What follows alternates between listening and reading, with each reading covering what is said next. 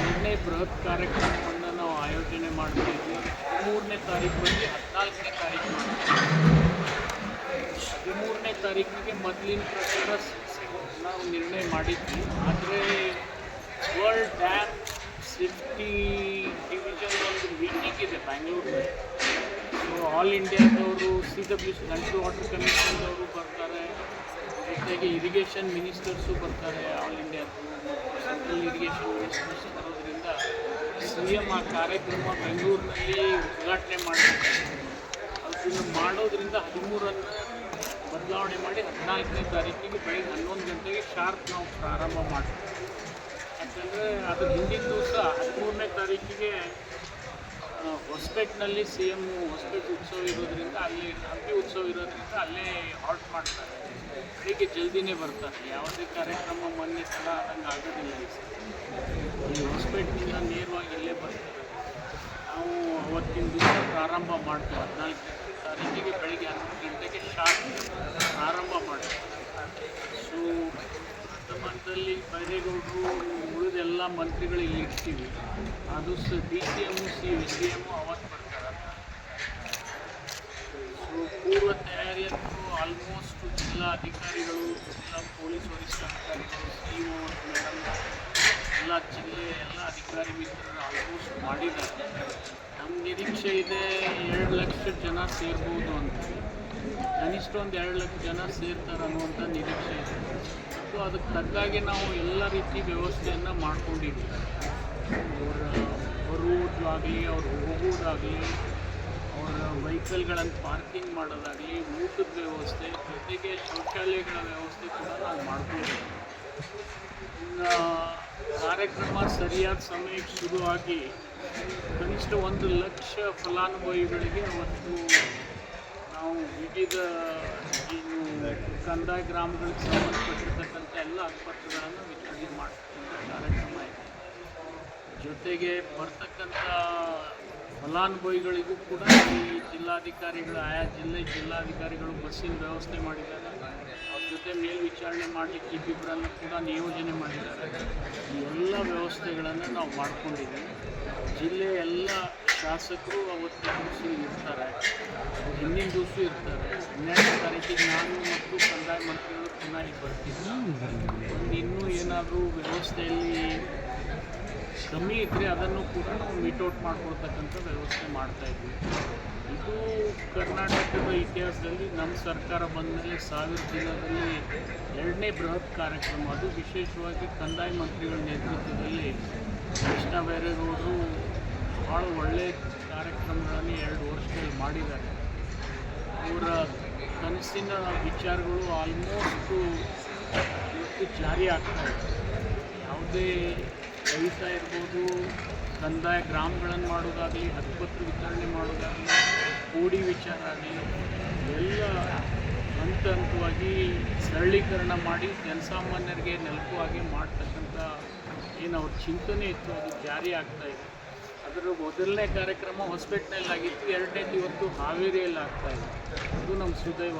1000 ದಿನದ ಸರ್ಕಾರದ ಸಾಧನೆಯ ಹಿನ್ನೆಲೆಯಲ್ಲಿ ಈ ಕಾರ್ಯಕ್ರಮ ಹಾವೇರಿಯಲ್ಲಿ ಮಾಡ್ತಾಯಿದ್ದೀವಿ. ಅದರಲ್ಲಿ ವಿಶೇಷವಾಗಿ CM ಅವರು ಮತ್ತು DCM ಅವರು ಇಬ್ಬರೂ ಬರ್ತಾ ಇರೋದ್ರಿಂದ, ಮತ್ತು ಖರ್ಗೆ ಅವರು ಬರ್ಬೋದು, ಅವ್ರಿಗೂ ಕೂಡ ಇನ್ವೈಟ್ ಮಾಡಿದ್ರು. 13ನೇ ತಾರೀಕಿಗೆ ಅವ್ರು ಒಪ್ಕೊಂಡಿದ್ರು. ಈಗ 14 ಬದಲಾವಣೆ ಆಗಿರೋದ್ರಿಂದ ಏನಾಗ್ತದೆ ಗೊತ್ತಿಲ್ಲ, ಅವರು ಬರ್ಬೋದು. ರಾಹುಲ್ ಗಾಂಧಿ ಅವ್ರಿಗೆ ಇನ್ವೈಟ್ ಮಾಡಿದರೆ ಇನ್ನೂ ಕನ್ಫರ್ಮ್.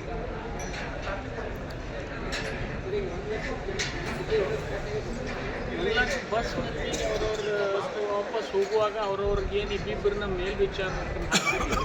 ಸಾಂಕೇತಿಕವಾಗಿ ಎಲ್ಲ ಕಾರ್ಯಕ್ರಮಗಳ ಬಗ್ಗೆ ಎಷ್ಟೆಷ್ಟು ಕೊಡಬೇಕು ಇಲ್ಲಿ ವೇದಿಕೆ ಮೇಲೆ ಕೊಡ್ತೀವಿ.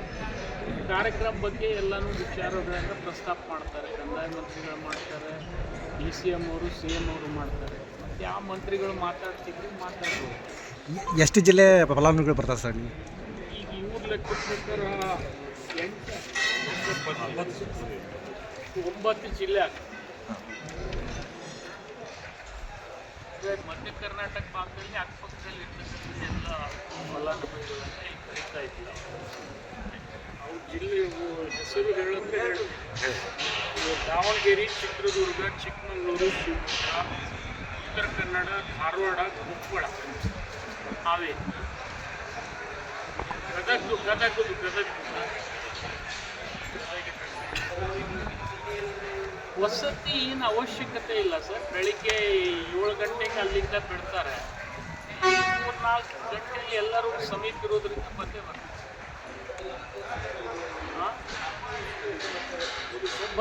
ಅವರು ಪೊಲೀಸ್ ಇಲಾಖೆ ಬೇರೆ ಬೇರೆ ಸಿಬ್ಬಂದಿಗಳು ಏನು ಹಿಂದಿನ ದಿವಸ ಬಂದಿರ್ತಾರೆ, ಅವ್ರಿಗೆಲ್ಲ ನಾವು ವ್ಯವಸ್ಥೆ ಮಾಡಲೇಬೇಕಲ್ಲ. ಯಾಕಂತಂದರೆ ಇಷ್ಟು ದೊಡ್ಡ ಬೃಹತ್ ಕಾರ್ಯಕ್ರಮ ಆಗ್ತಕ್ಕಂಥ ಸಂದರ್ಭದಲ್ಲಿ ಯಾವುದೇ ಲೋಪ ಆಗಬಾರ್ದು. ಮತ್ತು ಜೊತೆಗೆ ಎಷ್ಟು ಪೊಲೀಸರು ವ್ಯವಸ್ಥೆಗೆ ನಿರ್ವಹಣೆ ಮಾಡಬೇಕು ಅದು ಹೋಮ್ ಇಲಾಖೆ ಮಾಡಬೇಕು. 3,000 ಆಗ್ಬೋದು, 4,000 ಆಗ್ಬೋದು, ಜನ ಬಂದು ನಿರ್ವಹಣೆ ಮಾಡಬೇಕು. ಇನ್ನೊಂದು ಸುದೈವ ಏನಪ್ಪ ಅಂದರೆ ಇದು ಹೊಸಪೇಟೆಗಿಂತ ಆವರಣ ಭಾಳ ದೊಡ್ಡದಿದೆ. ಇದು ಒಂದು ಅಡ್ವಾಂಟೇಜ್ ಇದೆ. ಹೊಸಪೇಟೆನಲ್ಲಿ ಇದಕ್ಕಿಂತ ಜಾಸ್ತಿ ಜನ ಇದ್ದರು, ಆವರಣ ಕಡಿಮೆ ಆಗಿದೆ. ಮತ್ತು ಅಲ್ಲಿ ಇನ್ನೊಂದು ಏನಾಗಿತ್ತು ಅಂದರೆ ದೊಡ್ಡ ಮಳೆ ಕೂಡ ಬಂದ್ಬಿಟ್ಟಿತ್ತು. ಸಿಟಿ ಒಳಗಡೆ ಇದ್ದಾರೆ, ಇದು ಸಿಟಿ ಹೊರಗಡೆ ಇದೆ. ವಿಶೇಷವಾಗಿ ಎಲ್ಲ ಹೈವೇಗಳಿಗೆ ಕನೆಕ್ಟಿವಿಟಿ ಇದೆ. ಇದರಿಂದ ಈ ಕಾರ್ಯಕ್ರಮ ಬಹುತೇಕ ಒಳ್ಳೆ ಮೆರಗನ್ನು ತರ್ತದೆ ಅಂತ ಆಶಾಪಡ್ತೀನಿ. 50,000ದಲ್ಲಿ ಇದ್ದರೆ ನಮ್ಮದು ಕಂದಾಯ ಗ್ರಾಮಕ್ಕೂ ಫಸ್ಟ್ ಸುಮಾರು 20,000 ರೂಪಾಯಿ ಬರ್ತಾರೆ. ಈ ಪೌತಿ ಅಂತೇಳಿ ಭಾಳಷ್ಟು ವರ್ಷಗಳಿಂದ 2-3 ತಲೆಮಾರುಗಳಿಂದ ಗೋಮಾತೆ ಮರಣ ಹೊಂದಿದ್ರೂ ಸಹ ಅವರು ವಾಸ ಆಗಿದೆ. ವಿಶೇಷವಾಗಿ ಈ ಪೌತಿ ಮೊಬೈಲ್ ಆ್ಯಪ್ ಮಾಡಿ ನಾವು ಫೋಕಸ್ ಮಾಡಿ ಅದು ಮಾಡುವಂಥ ಕೆಲಸ ಮಾಡ್ತೇವೆ. ಅದರಲ್ಲಿ ಸುಮಾರು 7,825 ಇದ್ದಾರೆ. ಮತ್ತು ಸರ್ಕಾರದ ಮಂಜೂರಾದ ಜಮೀನುಗಳು 40-50 ವರ್ಷ ಮಂಜೂರಾಗಿದೆ. ಯಾವುದೇ ಅಂತ ಪ್ರತ್ಯೇಕವಾದ ಪಾಣಿ ಇರ್ಬೋದು ಅಥವಾ ಸ್ಕೆಚ್ ಇಲ್ಲೇ ಇರೋದ್ರಿಂದ ಇವರು ದರಖಾಸ್ತು ಕೂಡಿ ಅಂತ ಅದನ್ನು ಮಾಡ್ತಾಯಿದ್ದೀವಿ. ಮತ್ತು ಎಲ್ಲಿ ಗ್ರಾಮಗಳಲ್ಲಿ ಬಹಳಷ್ಟು ನಮ್ಮದು ಪ್ರಾಣಿಗಳು ಬಹು ಮಾಲೀಕತ್ವ ಪ್ರಾಣಿ ಇರ್ತಾರೆ, ಅಂದರೆ ಒಂದೇ ಪ್ರಾಣಿಯಲ್ಲಿ 8-10 ಜನ ಇರ್ತಾರೆ, ಸಪ್ರೇಟ್ ಕ್ಷೇತ್ರ ಇರುತ್ತೆ. ಅಂದರೆ ಅವ್ರದ್ದೇ ಆದಂಥ ಪ್ರತ್ಯೇಕ ಪ್ರಾಣಿ ಆಗಬೇಕು, ಪ್ರತ್ಯೇಕವಾದ ನಕಾಶೆ ಆಗಬೇಕು. ಅಂಥದ್ದನ್ನು ಪೋಡಿ ಮುಕ್ತ ಅಭಿಯಾನ ಅಂತ ಒಂದು ಕಾರ್ಯಕ್ರಮ ಮುಖೇನ ಹಳ್ಳಿವಾರ ನಾವು ಮಾಡ್ತಾಯಿದ್ದೀವಿ. ಸೊ ಅಲ್ಲಿನೂ ಸುಮಾರು 1,675 ಇದ್ದಾರೆ. ದರ್ಖಾಸ್ತು ಪೋಡಿಯಲ್ಲಿನೂ 502 ಇದ್ದಾರೆ. ಮತ್ತು ನಮ್ಮ ಬಗರೂಪ ಅಂತ ಹೇಳಿ ಫಾರ್ಮ್ 57 ಇಲ್ಲಿ ಸರ್ಕಾರಿ ಜಮೀನು ಅತಿಕ್ರಮಣ ಮಾಡಿ ಸಾಗುವಳಿ ಮಾಡ್ತಾಯಿದ್ರು, ಅಂಥದ್ದು ಸುಮಾರು 16 ನಮ್ಮಲ್ಲಿದೆ. ಒಟ್ಟಾರೆ ನಮ್ಮ ಜಿಲ್ಲೆದು 30,204 ನೇರವಾಗಿ ಫಲಾನುಭವಿಗಳಾಗ್ತಾರೆ. ಬಟ್ ಸಾಮಾನ್ಯವಾಗಿ ಈ ಪೌತಿ ಆಗಲಿ ಅಥವಾ ಮನೆ ಆಗಲಿ ಕುಟುಂಬಕ್ಕೆ ನಾವು ಕೊಡ್ತಾ ಇರೋದ್ರಿಂದ 1+1, ಯಾಕಂದ್ರೆ ಬಹುತೇಕ ಮಹಿಳೆಯರ ಹೆಸರಲ್ಲೇ ಇರ್ತದೆ, ಅವ್ರನ್ನ ಬರಬೇಕಾಗೋದಿಲ್ಲ. ಸೊ 1+ ಅಂದರೆ ಸುಮಾರು 60,000 ಲೆಕ್ಕ ಆಗ್ತದೆ. ಅಂದಾಜು 50,000 ಜನ ನಮ್ಮ ಇದು ಆಗ್ತದೆ. ಇದೇ ರೀತಿ ಚಿತ್ರದುರ್ಗದಿಂದ ಸುಮಾರು 5,500, ದಾವಣಗೆರೆಯಿಂದ ಒಂದು 20,000, ಒಂದು 10,000, ಚಿಕ್ಕಮಗಳೂರಿಂದ 7,000, ಧಾರವಾಡದಿಂದ ಒಂದು 10,000, ಗದಗಿಂದ 10,000, ಕೊಪ್ಪಳದಿಂದ 8,000, ಉತ್ತರ ಕನ್ನಡದಿಂದ 1,000. ಈ ರೀತಿ ಸುಮಾರು 70,000 ಅಲ್ಲಿ ಟಾರ್ಗೆಟ್ ಮಾಡ್ತೀವಿ. 1,20,000 ನಾವು ಟಾರ್ಗೆಟ್ ಮಾಡ್ತಾ ಇದ್ದೀವಿ. 10 ಜನ ಹೊರಗಡೆ ಬರಲಿಕ್ಕೆ ಆಗದೆ ಇರ್ಬೋದು. ಹೀಗಾಗಿ 1 ಲಕ್ಷ ಫಲಾನುಭವಿಗಳು ವ್ಯವಸ್ಥೆ ಇದೆ. ಸುಮಾರು ಎಲ್ಲ ಜಿಲ್ಲೆದು ಹಾವೇರಿ ಮತ್ತು ಬೇರೆ ಎಲ್ಲ ಜಿಲ್ಲೆ ಸೇರಿಕೊಂಡು ಸುಮಾರು 2,550 ವಾಹನಗಳ ಬಳಕೆ ಆಗ್ತದೆ. ಹಾವೇರಿಯಲ್ಲೇ ನಾವು ವಿಶೇಷವಾಗಿ 800 KSRTC ಅಥವಾ AWKRTC ಇರ್ಬೋದು, NEKRTC ಅಥವಾ KSRTC ಸರ್ಕಾರಿ ಬಸ್ಸುಗಳು ಬಳಕೆ ಮಾಡ್ತಾಯಿದ್ವಿ. 75 ಖಾಸಗಿ ಬಸ್ಸುಗಳನ್ನು ಬಳಕೆ ಮಾಡ್ತಾಯಿದ್ವಿ. ಮತ್ತು ಸುಮಾರು 225 ಶಾಲಾ ವಾಹನಗಳನ್ನು ನಮ್ಮದೇ ಒಂದು 10,000 ವಾಹನಗಳಾಗ್ತದೆ. ಪ್ರತಿಪಕ್ಷಗಳಿಗೆ ಕೆಲಸ ಏನಿದೆ? ಮತ್ತು ಹೋದ ಸರ್ತಿ ಮತ್ತು ಹೊಸಪೇಟೆನಲ್ಲಿ 1,11,11,100 ಜನರಿಗೆ ಕೊಟ್ಟು ಅದೆಲ್ಲ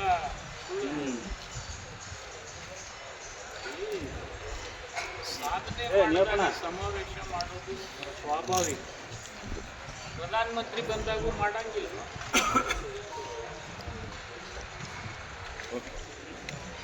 ಸುಮ್ಮನೆ ಪುಟಾಟಿಕೆ ಮಾತುಗಳು ಆ ರೀತಿ ಮಾತನಾಡಬಾರ್ದು. ಮತ್ತು ಇಷ್ಟು ಫಲಾನುಭವಿಗಳು ಇಲ್ಲಿ ಬಂದು ಅವರ ಹಕ್ಕನ್ನು ಪಡ್ಕೊಂಡು ಹೋಗ್ತಾ ಇರೋದೇನು ಸುಳಿದು ಏನು ಈ ಥರ ಮಾತಾಡಿದ್ದು ಏನು? ಈಗ ಯಾವುದೇ ಒಂದು ಸಾಧನೆ ಮಾಡಿದರೆ ಅದನ್ನು ಸಮಾವೇಶ ಮಾಡಲೇಬೇಕಲ್ವ? ಸರ್, ಹಿನ್ನೆಲೆಯಾಗಿ ನಾವು ಎರಡು ಮಾತನಾಡ್ತೇವೆ. ಇದು ಬಹಳ ವರ್ಷದ ಕನಸು.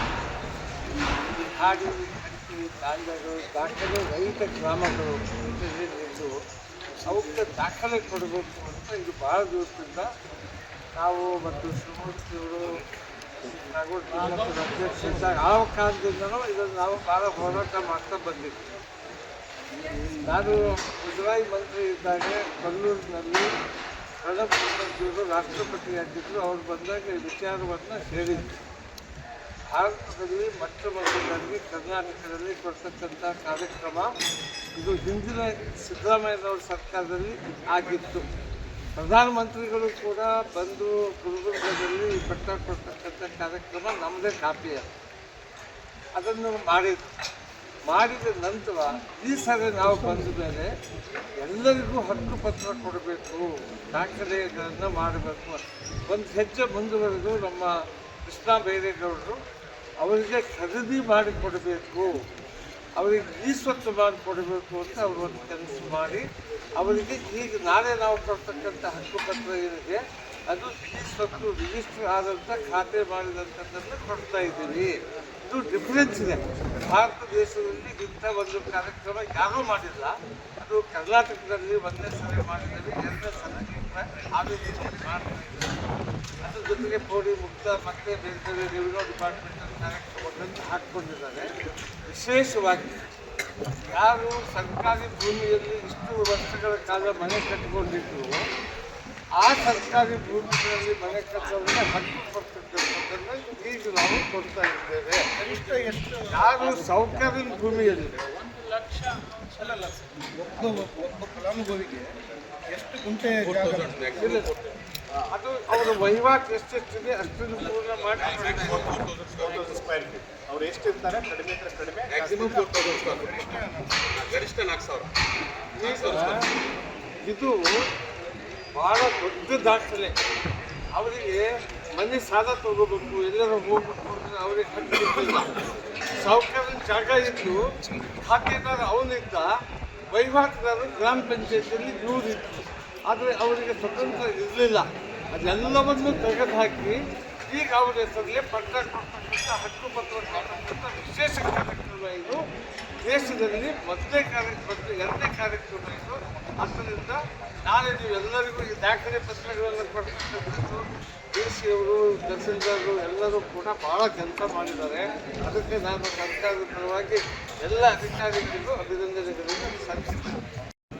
ಬೇರೆ ಬೇರೆ ಏನೋ ನಾವು ಚಾಲನೆ ಆದರೆ ಮೂಲ ಕಂದಾಯ ಇಲಾಖೆಯಲ್ಲಿ ಮಾಡಿರ್ತಕ್ಕಂಥ ಅಚೀವ್ಮೆಂಟ್ ಎಷ್ಟೋ ವರ್ಷದಿಂದ ಈ ಹೋರಾಟ ಕಾಗೋಡು ತಿಮ್ಮಪ್ಪನವರು ವಿಶೇಷವಾಗಿ ಪ್ರಯತ್ನ ಮಾಡಿದ್ರು. ಆದರೆ ಆಗಿದ್ದಿಲ್ಲ, ಕಂದಾಯ ಗ್ರಾಮಗಳೇ ಆಗಲಿಲ್ಲ. ಅವು ಎಲ್ಲ ಹಂತವಾಗಿ ಜಾರಿ ಆಗ್ತಾರೆ. ನನಗನ್ನಿಸ್ತು ಬೇರೆ ಬೇರೆ ರಾಜ್ಯಗಳಿಗೂ ಕೂಡ ಒಂದು ಮಾದರಿ ಆಯಿತು. ಯಾಕಂದರೆ ಬೇರೆ ರಾಜ್ಯಗಳಲ್ಲಿ ಯಾವ ಕಂದಾಯ ಇಲಾಖೆಯಲ್ಲಿ ಇಷ್ಟು ಅಚೀವ್ಮೆಂಟು ಆಗಿಲ್ಲ. ಪಾಪ ಅವ್ರು ಯಾರಲ್ಲಿ ಯುವರಾಜ ಏನು ಉಳ್ಳವನೇ ಪುಡಿ ಹೊಡೆ ಅಂತೇಳಿ ಕಾರ್ಯಕ್ರಮ ಮಾಡಿದ್ರು ನಮ್ಮಲ್ಲಿ. ಅದ್ರ ನಂತರ ನನಗನ್ನಿಸ್ತದೆ ಇದೇ ಒಂದು ಯಶಸ್ವಿ ಕಾರ್ಯಕ್ರಮ. ವಾಸಿಸುವವನೇ ಮನೆಯ ಇದನ್ನು ಯಾವುದೇ ಒಂದು ವ್ಯಕ್ತಿಗೆ ಗ್ಲೋರಿಫೈ ಮಾಡ್ತಕ್ಕಂಥ ಕಾರ್ಯಕ್ರಮ, ಸಾಮಾನ್ಯ ಜನರಿಗೆ ಸಹಾಯ ಮಾಡ್ತಕ್ಕಂಥ ನಮ್ಮ ಪ್ರಣಾಳಿಕೆಯಲ್ಲಿ ಏನು ವಾಗ್ದಾನ ಮಾಡಿದ್ವಿ ಅದನ್ನು ಅಚೀವ್ಮೆಂಟ್ ಮಾಡಿರೋ ಕಾರ್ಯಕ್ರಮ. ಇದರಲ್ಲಿಯೂ ರಾಜಕೀಯ ಹುಡುಕಬೇಡಿ.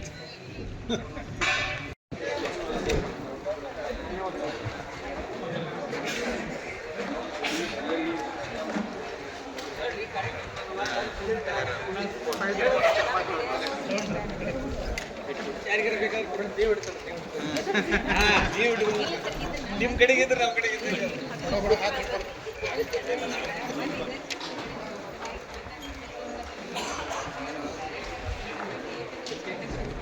ಹೌದು.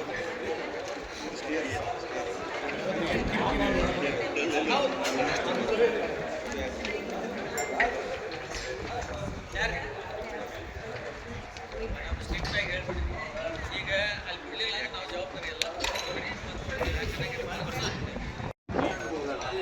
ಅಲ್ಲಿ ಎರಡು ಪ್ಯಾರಲಲ್ಲಿ ಅದ್ರ ಭಾಳ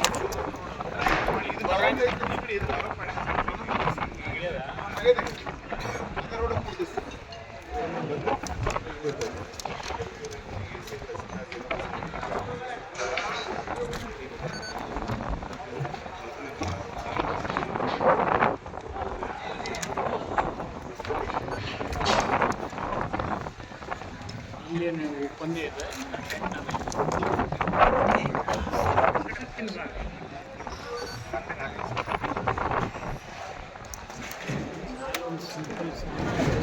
ಅದು ಬಿಸ್ಕಿನ ಮ್ಯಾಕ್ಸಿಮಮ್ ಎಲ್ಲ ಪ್ರಾಡಕ್ಟ್ ಅಷ್ಟೇ ಥರ ಗಾಡಿಗಳಲ್ಲಿ ಅವ್ರಿಗೆ ಒಪ್ಪಿಕೊಂಡು ಮತ್ತೆ ಯೂಸು ಆಗ್ತದೆ. ಇಲ್ಲಿ ಯಾರೇ ಆಫೀಷಿಯಲ್ಸ್ ಕೂಡ ನಮ್ಮದೇ ಕಾರ್ಗಳು ಬುಕ್ಕಿಂಗ್ ಮಾಡೋಣ ಹೊರಗೆ ತೆಗೆದು